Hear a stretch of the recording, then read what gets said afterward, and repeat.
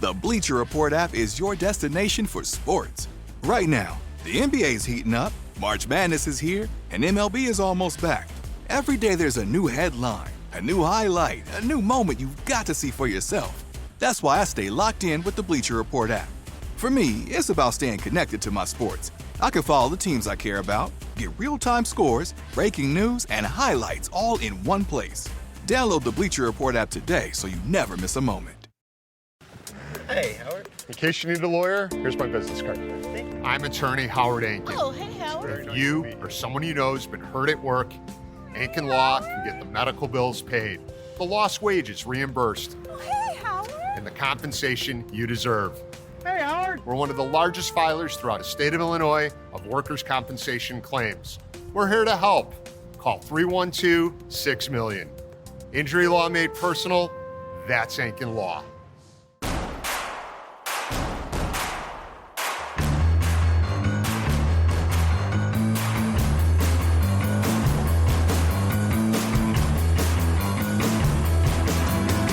From your favorite source for Chicago White Sox talk, delivering news, interviews, analysis, and more. This is the Sox Machine Podcast with your hosts, Jim Margalus, James Fegan, and Josh Nelson. Thanks, Rob, and welcome to the Sox Machine Podcast. I'm your host, Josh Nelson, and it's Monday morning, March 23rd, 2026, as we record this show.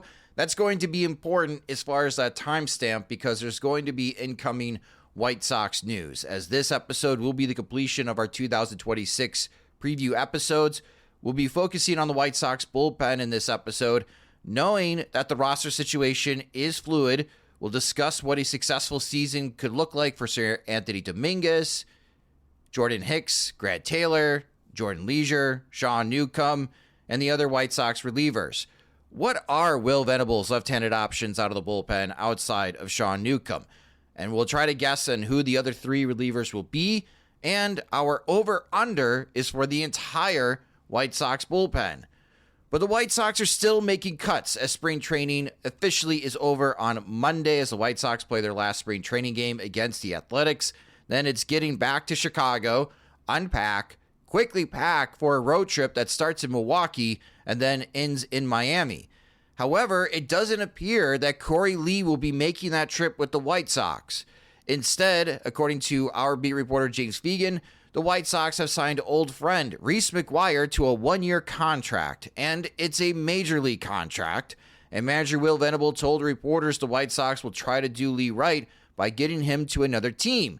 Well, on Sunday night in a spring training game in the sixth inning, the White Sox replaced Korey Lee in that game with Reese McGuire, which McGuire ended up hitting a home run in that game. So let's start there. And joining me is Sox Machine's managing editor, it's Jim Margalus, as James is on a much-needed vacation before opening day starts. But don't worry, he will be in Milwaukee covering those games for us.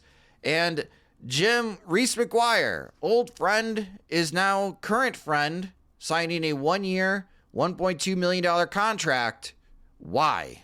Good question. Simplest answer is that he replaces Kyle Teel during Kyle Teel's absence as a left-handed catcher, helping out Edgar Caro when he needs the rest, being able to strategically take days off.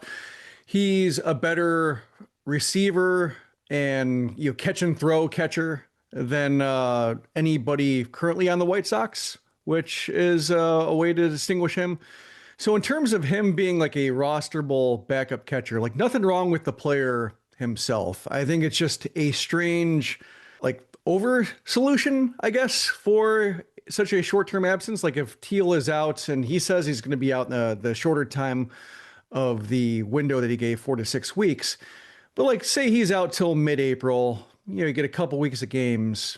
Seems like they could have used Korey Lee for that kind of gap and let Caro take on some tougher assignments because, if he reaches his ceiling, he is a starting catcher who can handle starts against righties and lefties and leave the off days for whatever, day game after night game, et cetera. You don't necessarily have to strategize when to sit him. So they could have given him an aggressive 2 weeks. And then had Lee to pick up whatever was left. And then Teel comes back, you send Lee through waivers and see what happens. So like having McGuire show up is just like, it's fine. It just seems a little aggressive, especially for 1.2 million. Does that mean that they're going to cut him and be okay with eating the cost if they just let him go? Does it mean that should Carroll get off to a rocky start, he's the one who's sent down, and then they have Teal and McGuire? That doesn't exactly make sense because then you have two lefties. That just makes it weird. Perhaps, there's a case where they see McGuire being somebody who had a bad spring, being in his early 30s. They want to have him as the third catcher. So maybe they talked and said like, hey, depending on how things go, depending on how the league is, if you clear waivers, do you still want to be in our org? And we'll talk. Maybe that's the one thing that they want in the situation, is to have somebody who's a veteran catcher, good receiver, good framer, perhaps like he's better than any other catcher they have on hand in terms of game planning. They didn't have that last year with Teal and Caro, and especially after like the Matt Theis trade. It was Caro and Teal and Lee, and just young catchers who might not know their way around a game plan as well as somebody like McGuire. So if they still want him around for development purposes, that's maybe the one area where they're buying that presence and maybe paying a little bit more than they would normally do to acquire that. But yeah, just as like what Will Venable pitched as somebody who's better than Lee at complimenting Caro and getting off to a good start. Like, sure, I don't question that. And if they're really prioritizing a good start, then cool. But it's a little bit aggressive and out of step compared to everything they've done, where they just, have really been pinching pennies and really been optimizing costs up until this point. So curious to see whether this is like a new era of not being afraid to overspend to solve little issues versus having some weirder catcher maneuver in mind. Yeah, Korey Lee during spring training before Sunday's game was hitting .289 with a .426 on base percentage and slugging .526. So he was hitting well this spring training. And to your point, Jim, I do wonder if this is more about the defense and the handling of the pitching staff. Even though the pitchers rave about working with Edgar Caro, that they feel like McGuire's going to do a better job of that of Korey Lee. That's kind of a detriment to Korey Lee as far as whatever team that ends up signing him in the upcoming days. I'm with you. This seems like overly aggressive. Great money for Reese McGuire. I mean, if it does busy work, it does come to. It seems like busy work. If it comes to fruition in a couple of weeks, Kyle Teal comes back and they put Reese McGuire in waivers and he doesn't return to the White Sox, I'll take $1.2 million for 2 weeks of work. I think anybody in this country would do that for that type of money. So yeah, he's got enough service time and he's been outrighted once. So like he does have the ability to refuse an assignment to the minors if the White Sox let him go. So that's, I think, where it gets a little bit tricky in terms of keeping him in the org. But, he's been with the White Sox. He's seen them at their worst, like in 2022, in terms of, I guess, maybe not at their worst, but at their dysfunctional and the previous regime.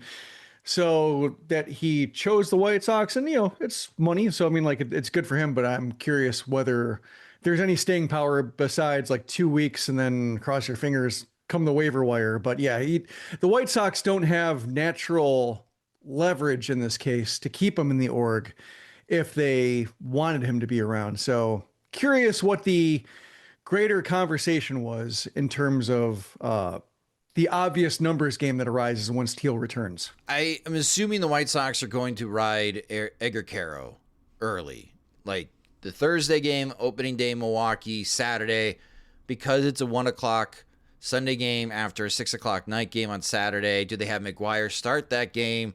They fly down to Miami, have Caro go Monday, Tuesday. McGuire gets Wednesday, and then the home opener, and then the second game against the Blue Jays, maybe Caro gets that. So in the first 9 games of the year, I'm assuming that Caro's going to make at least 6 starts, Jim?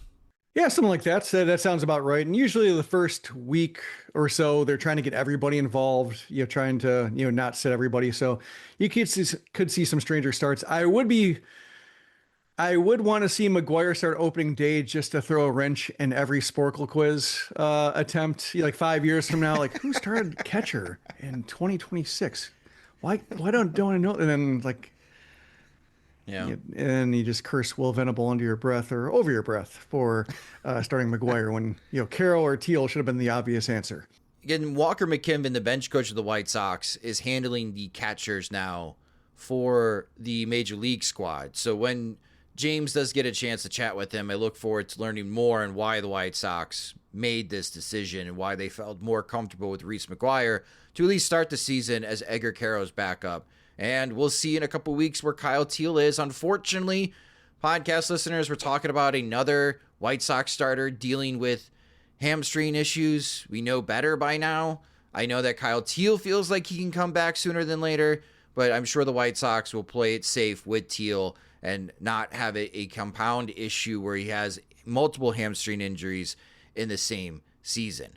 The other move by the White Sox roster-wise, left-handed reliever Brandon Eisert was optioned to Charlotte, and when you add in Ryan Brookie, who wasn't going to be making the team, a bit of a surprise. I felt like that he had a good chance of making the team, even though he was a invite to camp and he was on a minor league contract. The White Sox could use some left-handed relievers, but he quickly caught on with the San Francisco Giants, so he's already signed a new contract. And that's a great way to lead in to the main topic for this podcast episode as we conclude our 2026 previews by taking a look at the Chicago White Sox bullpen. Big thanks to our sponsor, BetterHelp, for partnering with us for this important conversation about mental health. This is Steve Smith here, former NFL wide receiver and host of the 89 show on YouTube. So having a counselor and working with BetterHelp, that gives you an opportunity to really start to unpack. But people don't understand, when you unpack things, you also open up a box that you're not always sure what's inside. So I think that's why seeing a professional is extremely important. If you need someone to open up to, visit BetterHelp. That's betterhelp.com/89 to get started.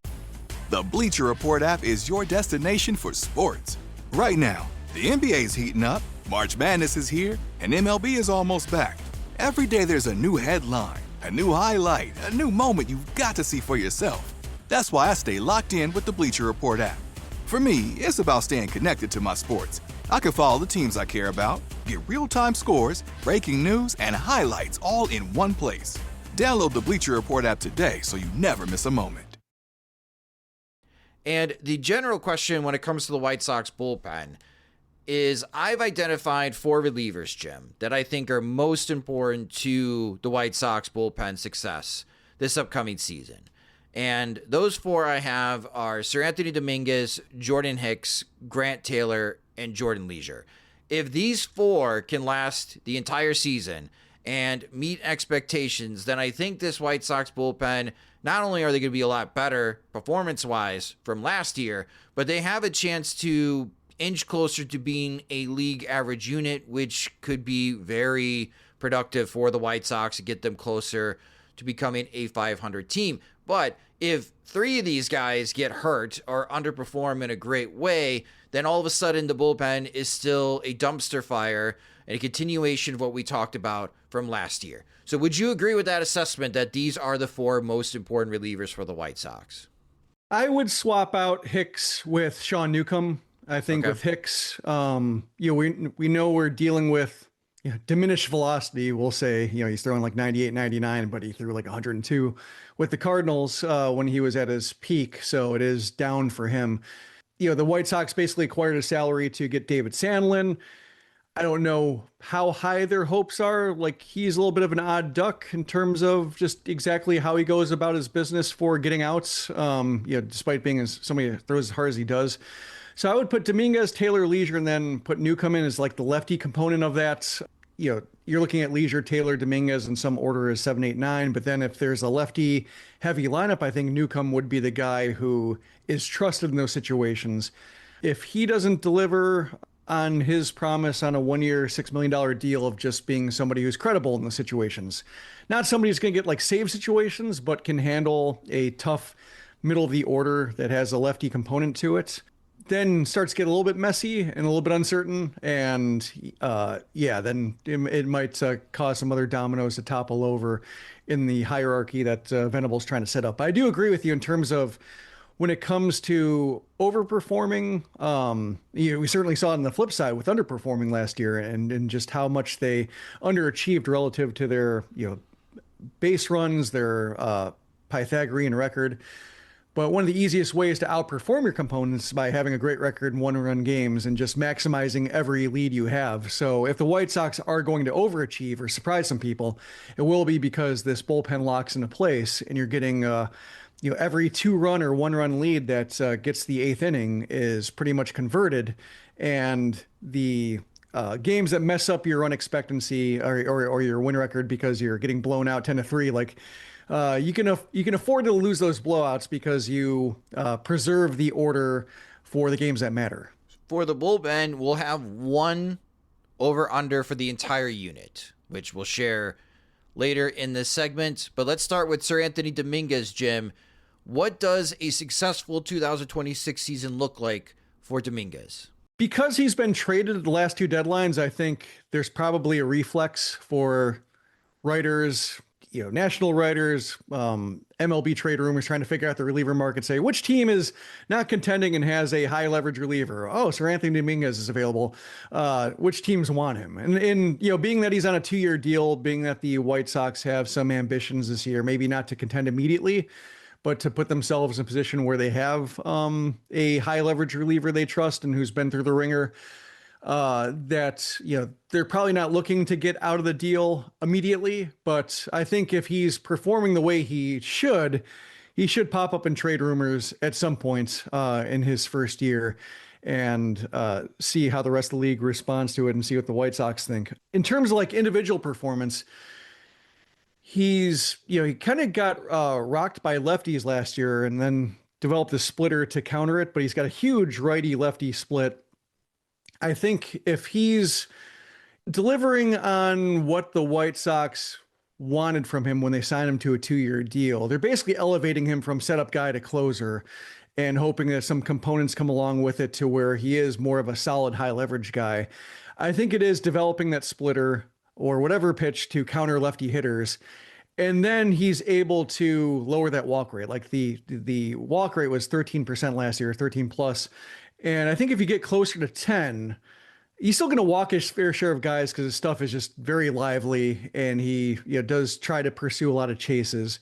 So he's going to have some strikeouts. He's going to have some walks. And last year he traded walks for hits and bet on opponents not being able to string together 3 good plate appearances against him. And they couldn't by and large. But if you're looking for somebody who's a more or like an easier watch in late innings, it will be because he's developed more confidence against lefties, doesn't pitch around him as much or doesn't avoid the middle of the zone because the stuff plays up and he's more well-rounded against them. I think he's going to be somebody who does have to guard himself a little bit against lefties, but if he can improve upon that pitch that he was working on and seemed to develop some comfort with last year, then I think that'll be a successful season where he's maybe not the everyday closer. He's not getting like 45 save opportunities because Will Venable still likes to have all options available and doesn't want to get cornered into not having his guy and everybody panics. But being like the number 1 choice and everybody feeling okay with that because he's shored up his approach enough to where he isn't so dependent on facing the hitters he wants to face, then I think that'll be what the White Sox want from him and probably, what he wants for himself because he wants to have some staying power too. Yeah, for me, the key metric, I have 20 saves. If Dominguez can get 20 or more saves, then I think that tells me that, one, the White Sox are still playing competitive baseball, at least in the first half of the season. And that instead of last year, the White Sox are winning these 1-run games or these games that are in close in save situations within 3 runs. I do like the fact that you call this a promotion for Dominguez to go from high leverage setup guy to a closer. So from an individual standpoint, with him being a closer and getting those saves, that helps out with his future market as well. That if he can convert saves with the Chicago White Sox after this contract or if he gets traded, then maybe we can get some more money, maybe another deal. We have seen closers sign for a lot of money recently in free agency. So there is personal incentive, but from the team incentive as well, if Dominguez could come in and convert on these high leverage situations, I think that's just going to be a huge sigh of relief for White Sox fans, Jim, that's like, oh, finally we have somebody that we can count on in the ninth inning since Liam Hendricks back in 2021. So that's the metric that I have for Dominguez. If he can get to 20 or more saves, I think that's going to be a really successful season for Dominguez. As long as it's not like 20 saves and 35 opportunities. Yeah, that's true. At least a decent conversion rate, Seranthony. You mentioned Sean Newcomb being the most important left-handed reliever, and thinking about it more, you are right. So when it does come to Newcomb, Jim, what does a successful 2026 season look like for him? I think basically what he did last year, maybe not 92 innings. Perhaps he's in a more traditional relief role versus somebody who's opening and closing. He went from Boston to the Athletics last year, and kind of bounced between teams leaning on his starting experience in past years to realizing like, oh, he's actually, we can trust him in important situations. So let's shift him back to later innings and not have to necessarily need him to go 4 or more outs. I think continuing on that, and they looked at him as a starter, didn't need him, or wasn't quite what they were looking for. I think they probably keep that tool in his bag, being able to work a second inning on occasion. But I think based on what the White Sox have, based on just the unproven options behind him from the left side, I think first and foremost being like the 7th inning guy who can retire lefties is his goal. And if he lasts the entire season being that guy, perhaps he's somebody who gets traded too. But when it comes to just 7th inning, do we go with Jordan Leasure or do we go with Sean Newcomb? Because, it's righties or lefties. I think that's, if he's locked down that role, that'll be a good year and a good conversion on that contract that the White Sox gave him. Yeah, I'm going to use what you said about Seranthony Dominguez. If Sean Newcomb is involved in all of these national pieces and other blogs about being a attractive trade target, then he's doing his job.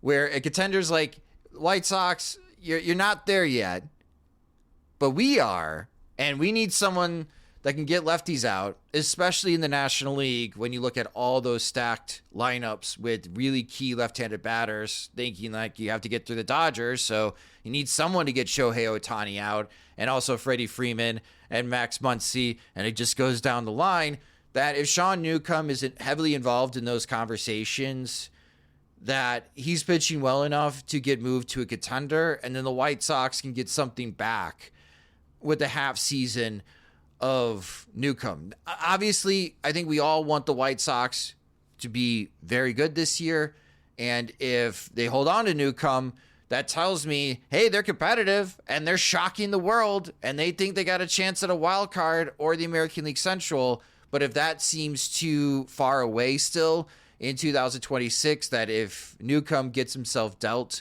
before the deadline, it's because he pitched well enough for a contending team to take him on. And if he pitches well enough to do that, then he's still helping the White Sox get as many wins, especially early in the season. The next reliever is Jordan Hicks. So, Jim, the new guy coming from Boston, what does a successful season look like for Hicks in 2026?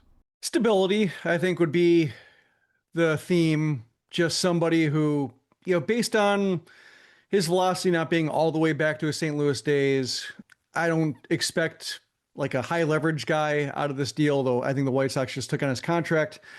Saw that the starting experiment in San Francisco didn't go all that well. He didn't seem to enjoy his time in Boston when he was traded there. So coming back to a lower pressure environment in the bullpen, in a more forgiving market because of the contract looming over everything in San Francisco, and then Boston as well. Just he got off to a rocky start there, and that's not forgiving. So good opportunity for him to recover value and recover status as a credible major league reliever. I think he's more medium leverage at this point, if anything. Yeah, I would say 5th in the pecking order would be what I'm thinking. If he's more than that, great. But more or less seems to me like somebody who just, if you don't think about him all that much, you're looking at rotating guys in and out of bullpen, who's not performing well, who needs a fresh arm. Like, they can't option him back and forth freely, but just if he's getting in the way, gumming up the works, and that's not good. But if you go through the entire year and like he's not somebody who's never, or if he's somebody who's never introducing a crisis into the situation or a squeeze, then I think that's more or less like a good outcome for Jordan Hicks in 2026. For me, the metric that I have for Jordan Hicks is a strikeout rate of 25% or better. He has 2 premium stuff. Like the fastball, even though it's still at 98, 99 miles an hour, that's too good, Jim, to have a strikeout rate where last year as a reliever, Jordan Hicks was 15%. Yeah. It can't be 15%.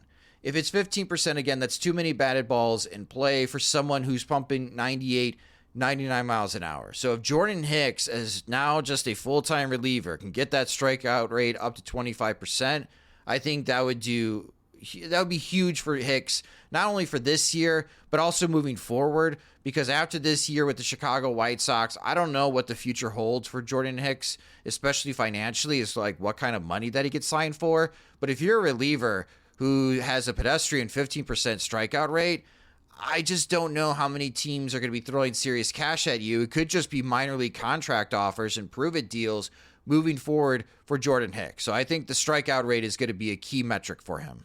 I'd maybe lower the K rate a little bit just because like even in the St. Louis days, like you would strike out 23%, kind of hovering in that range, 24, because he gets a lot of grounders. That's the thing. Like he throws hard, but it's a sinker versus like a high riding 4-seamer. So he doesn't miss bats as much as you might think.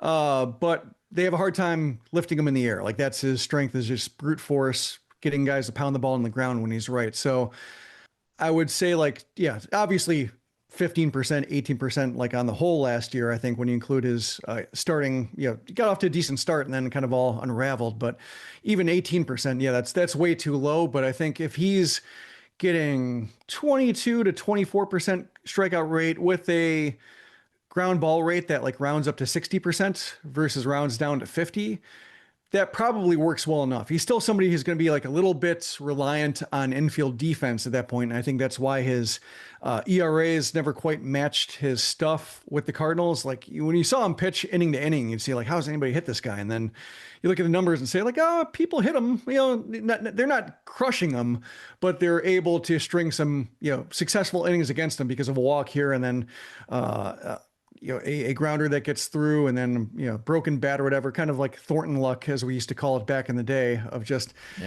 brute force and really firm fastball. But sometimes because they still made contact at a decent rate, some bad luck could build upon him and sink him for an inning or two. So I think that's why even if he rebounds all the way, he's still somebody who's not necessarily closer material. And so that's why I think kind of 5th in the pecking order is where I'm putting him, above or below the high leverage guys, above the pitchers who will be swapped in and out between Charlotte's bullpen and the White Sox bullpen throughout the season.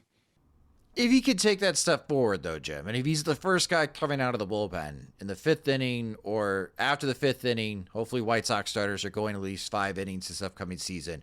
But if he takes on that 6th or 7th inning and makes that transition over to Newcomb, over to Dominguez, or Grant Taylor, who we're going to be speaking about in a moment here, I think that is a winning game plan for the White Sox bullpen, as long as that they do have the lead that they're trying to hold. Like, that transition last year got rocky for the White Sox in the 5th and 6th innings. So if Hicks can take a step forward, improve the strikeout rate, and lock down that part of the bullpen, I still think that's going to be a net positive for the White Sox and even for someone like Jordan Hicks. Yeah, last year is Mike Vassell available? If not, yeah. Yep. Oof. The Bleacher Report app is your destination for sports.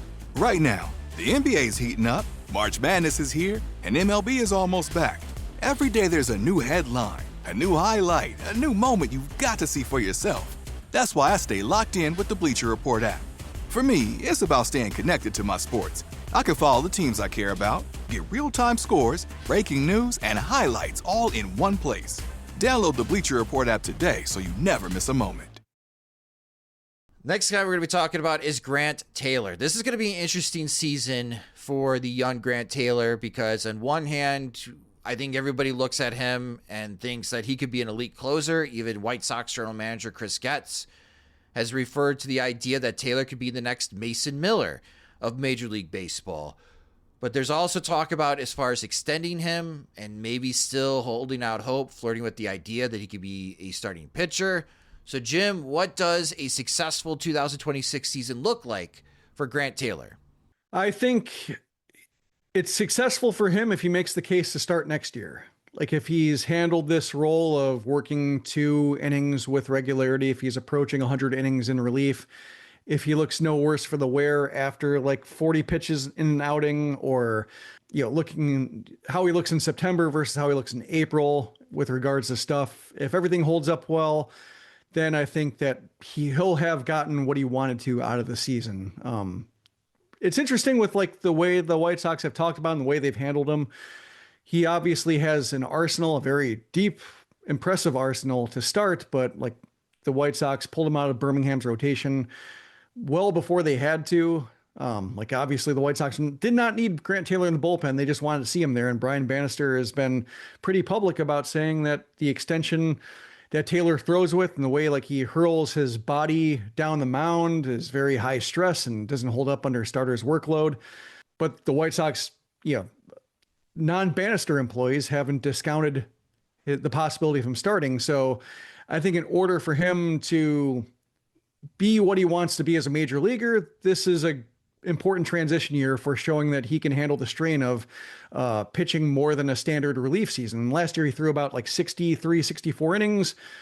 Aside from like the brief audition in the Birmingham rotation where he was throwing 3 innings, like everything was pretty traditional. He threw some longer relief outings, but still it was more, I think the usage was more normal, maybe more 4 out appearances than most guys do, but still they weren't, Mike Vassell had an unusual routine in the bullpen or lack thereof. I think Taylor is more just kind of a long reliever or masquerading. I should say like a high leverage guy masquerading as a long reliever at times, being a long reliever in the late innings versus the early innings. But I think if the White Sox are successful with this, he'll take that to the next step of being somebody who handles the 8th and 9th or the 7th and 8th with regularity. And maybe he pitches like once a series at times because he's just being a one-man bullpen. But I think if he wants to start, he'll have to be able to show that a second inning on a regular basis isn't too much for him. Yeah, for me, the metric that I have is 60 innings. If Grant Taylor can pitch 60 or more innings for the White Sox this season, I think it lends the idea that not only can he be extended a little bit, but with that shoulder and the arm injuries that he's had in past seasons, even back to LSU, like I want him to be able to post in back-to-back seasons, Jim, and that he can move forward from the injury concern. That is where I think the risk is for Grant Taylor coming to 2026, is that we could see an injury where he's just out weeks, if not months, and hopefully that's not the case. But he does have that past having complications with the elbow, having complications with the shoulder. So if he can go at least 60 innings, that tells me that he does have the arm strength to take on a more extended workload going into 2027, that maybe we do revisit that conversation like we did this past October after the season was over. Do the White Sox put Grant Taylor on the Garrett Crochet path from bullpen over to starting pitcher? So I'm hopeful because the stuff's great. And I think he's going to post great results. And if he can give the White Sox 60 quality innings, again, that's going to be a huge boost for this bullpen. I think you can up that to 70 if you're looking for somebody who can handle longer outings. Like it might be 70 innings over 48, 52 appearances.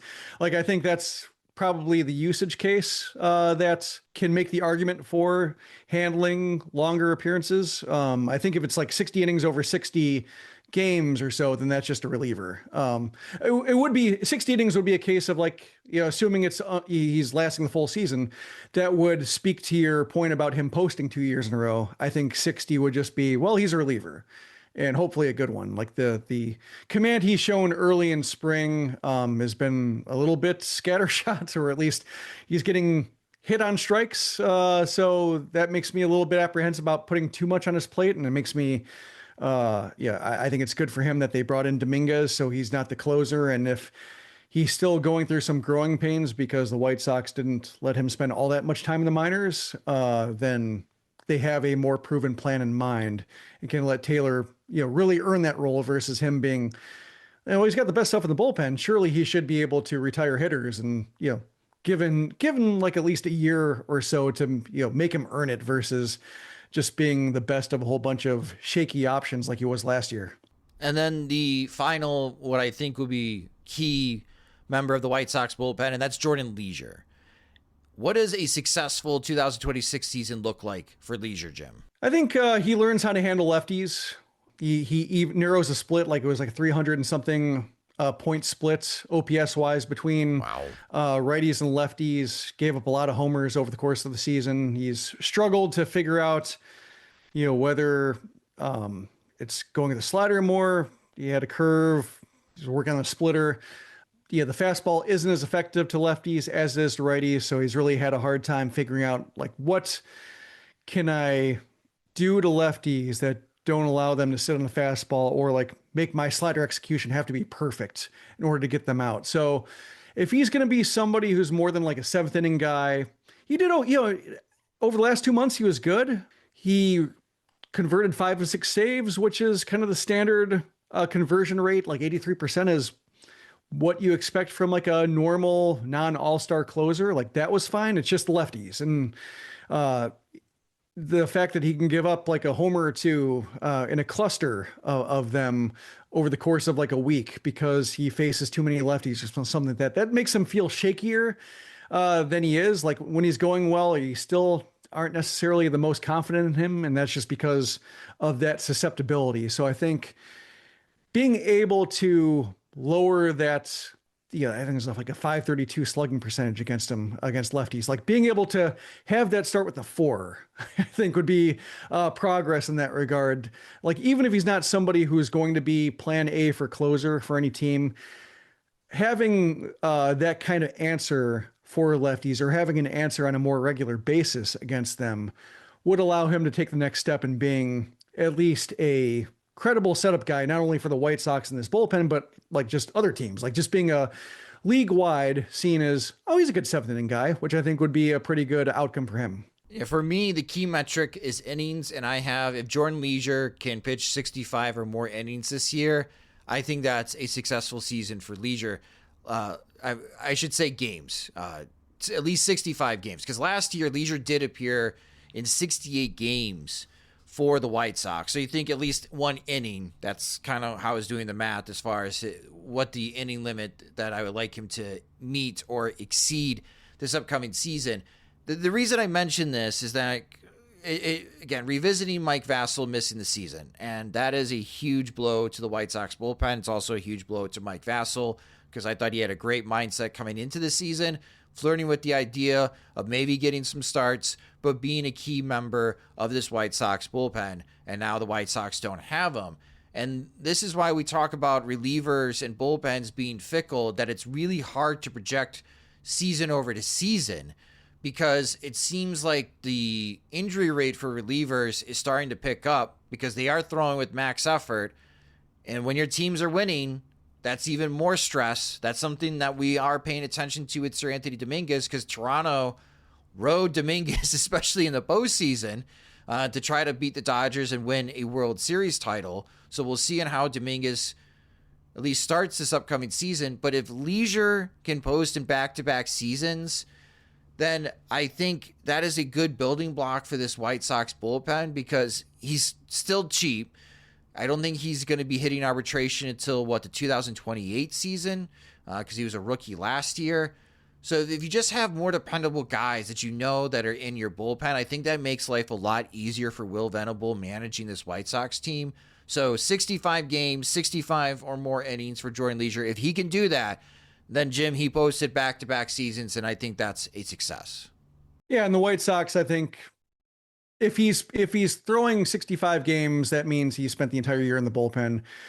We'll see the White Sox, I think, be aggressive with optioning guys up and down, but if he manages to avoid that churn, then he'll be doing his job. And to correct myself, it was actually a 220-point split. He gave up a 636 OPS against righties, 856 against lefties. Dominguez had the grosser split. That was 816 OPS against lefties, 451 against righties. Wow. So basically, it seemed like Dominguez kind of just worked around lefties and waited to feast on righties. So I think for both of them, just having and I think both are working on that splitter to try to have more of an answer. I think that'll be important for both. At least knock that OPS down to a 7. I think would be a nice point of progress for both, assuming that the right-handed effectiveness doesn't collapse on them. So we talked about 5 guys, and I know that you've been doing your best in trying to project a 26-man roster for the White Sox. They keep throwing you curveballs, Jim. Yeah. With your projections. But with the final 3 spots, who do you think will get those 3 spots in the bullpen? Well, Chris Murphy is one. Because Brandon Eisert was optioned, I guess that makes room for Tyler Gilbert. And then Hicks and Paez, with Mike Vassell being out, with them needing a righty who can handle 2 to 3 innings. He seems like the traditional long relief, garbage time guy. And that was Vassell last year, Rule 5 pick.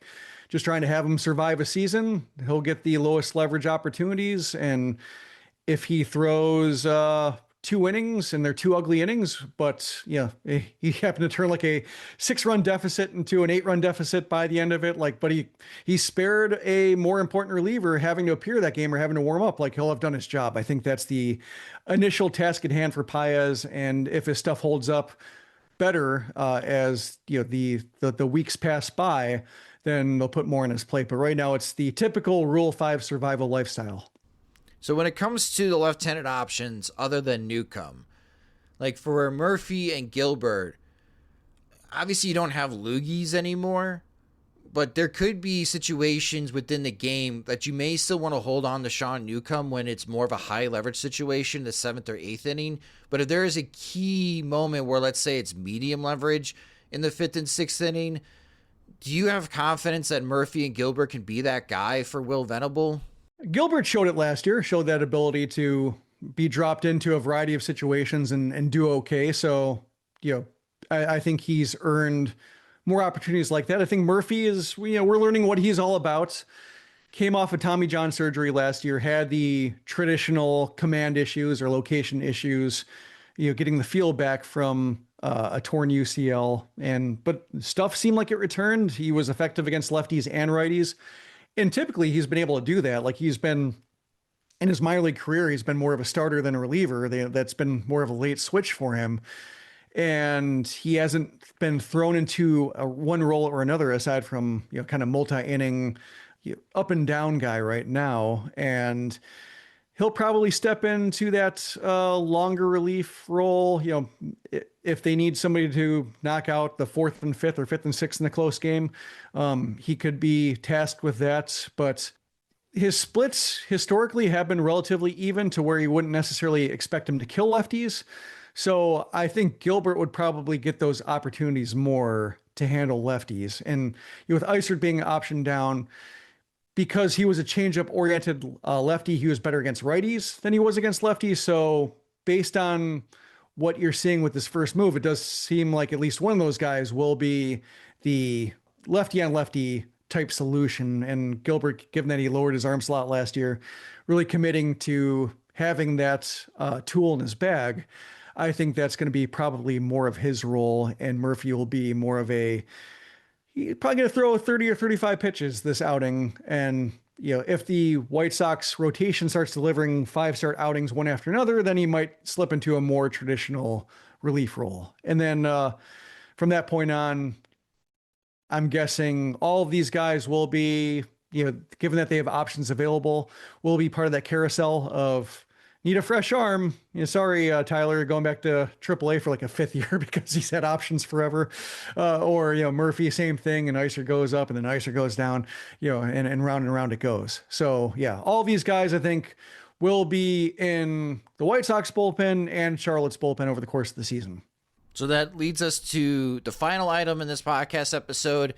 And in previous preview episodes, we did over-under for each individual. But for the bullpen, I'm pulling them all together. The White Sox bullpen have not saved 30 or more games since 2022. So Jim Margalus, I'm putting the over-under for the White Sox bullpen at 31.5 saves. Are you taking the over or the under? Taking the over. I think it's last year was pretty hard to pull off for a team that won 60 games. Just the conversion rate was the worst in the league. But even then, like you look at the rest of the league, only 3 teams had fewer than 34 saves. The Rockies had 29, and the Rockies challenged the 2024 White Sox for the most losses in the season. The Twins had 28. The White Sox had 25. Everybody else 34 or more, like even like the Pirates, the Nationals, in the kind of win territory you're expecting for the White Sox, like high 90s or mid 90s losses, still saved like mid 30s, save total. So I think, that's easily within the White Sox reach this time around. Yeah, I'm going to take the over as well. We're all hoping that this really awful 1-run record for the White Sox last year, I mean, it'd be great if it reverses, where they're 20 games above 500 in 1-run games. So if they can just be a 500 team in 1-run games, realistically, we could be talking about a mid-70s win White Sox team, which would just be another significant step forward into them contending in the American League Central, which if they can finish 2026 as a 75-win team, Jim, then it's like, where can they find 6 to 10 more wins in the offseason? Because if you can build an 85-win team in the American League Central, knowing that Tarek Skubal is going to be testing free agency, and that's going to be a big blow to Detroit, you are at least putting yourself into the conversation of contending in the AL Central or maybe one of the 2 wildcard spots. Yeah, I mean, I think this kind of circles back to the whole Reese McGuire conversation at the top, which is the White Sox trying to win more. They're trying to win more by having Dominguez in the bullpen because they just saw what it looked like when they didn't have any tested high leverage options, and it was very easy to lose the thread. And I think, that's at the back end of games. You're seeing McGuire trying to help get the White Sox, and maybe the White Sox pitching staff starting the season on the right foot to put them in better position to end April with a respectable record versus like single-digit win totals, which has been the story of the last couple of years. They're taking it more seriously, and I think they're trying to establish a framework where you understand what's missing. I think when you have these huge vulnerabilities, these utter chaos in certain situations, sub replacement level production at some positions, it's really hard to understand what's the impact of an average player here, because we've seen this many times, the White Sox being so bad in right field and DH over the years. Like if they could just get a 1-win player in right field, they would add 4 wins. But like when something is that broken, it doesn't scale like that. You need good players. So I think having more positions that are not underwater, having more areas of the team that are, project to be, if not average, at least like below average, but respectably below average, within the, a standard deviation of being a top half of the league unit. Having more of those things in place, I think, will make it easier to understand what the White Sox are missing, what additions actually provide the impact they think will be having. Because like when you just have so many awful underperforming positions, it's really hard to know where to start. And so I think by bringing up the baseline and you're looking at a win total that's kind of around 70 right now, and if the bullpen helps convert more 1-run losses into 1-run wins, that's one of the easiest ways to beat projections. Then you're looking at a team that's, maybe they can reach into Justin Ishbia's pockets and like make a key addition. It doesn't seem like that's going to be the case. I don't want to raise hopes, but there'll at least be a stronger argument for now's the time to add. Now's the time to add. Kind of take this Reese McGuire mindset of super solving a position, but actually make it an important position rather than third catcher. Like have it be a starting right fielder, or have it be a starting pitcher versus somebody who might be cut by the end of April. As we're recording this, the White Sox currently have 36 players in camp. So they obviously have to make 10 more cuts. So there's going to be a lot of roster transactions made by the Chicago White Sox over the next 2 days. Make sure that you are visiting SoxMachine.com to get the latest news on those roster cuts. Who knows? Maybe the White Sox are not done shopping, Jim. They go back to the waiver wire to add another veteran to give themselves an improved opportunity to win more than single-digit games. We're all hoping the White Sox have more than 10 wins on May 1st. As Jim pointed out, that hasn't happened the last 2 seasons for the Chicago White Sox. So we're all being optimistic here over at Sox Machine about the Chicago White Sox in 2026.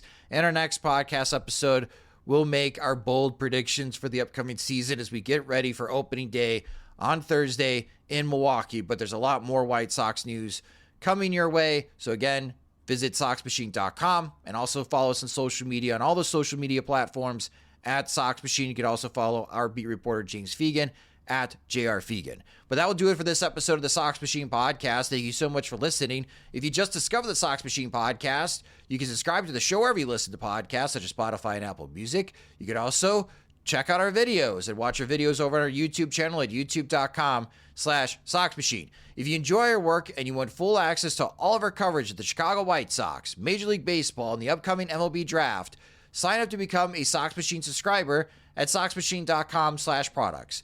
Thank you to our current subscribers because, again, we are sending James on the road to Milwaukee. In a couple of weeks, we are sending him out to Kansas City to cover those road games. That road game coverage is in thanks to our subscribers. So, again, thank you guys so much. Monthly subscriptions start at $5. That gets you an ad-free version of both the podcast and the website. We also have additional tiers of support. We have some spots open in our Veterans Committee, our VC, which you are put into group chat and have direct access to James. So if you want direct access and get instant feedback of what James is hearing and seeing in the White Sox clubhouse, inquire within at soxmachine.com/products. The Sox Machine Podcast is a production of soxmachine.com. You're on for all things Chicago White Sox baseball and part of the Blue Wire Podcast Network. Alongside Jim Margalus, I'm Josh Nelson. Thanks for listening and watching.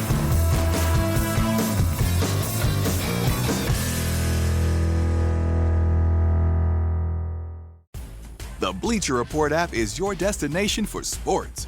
Right now, the NBA is heating up, March Madness is here, and MLB is almost back.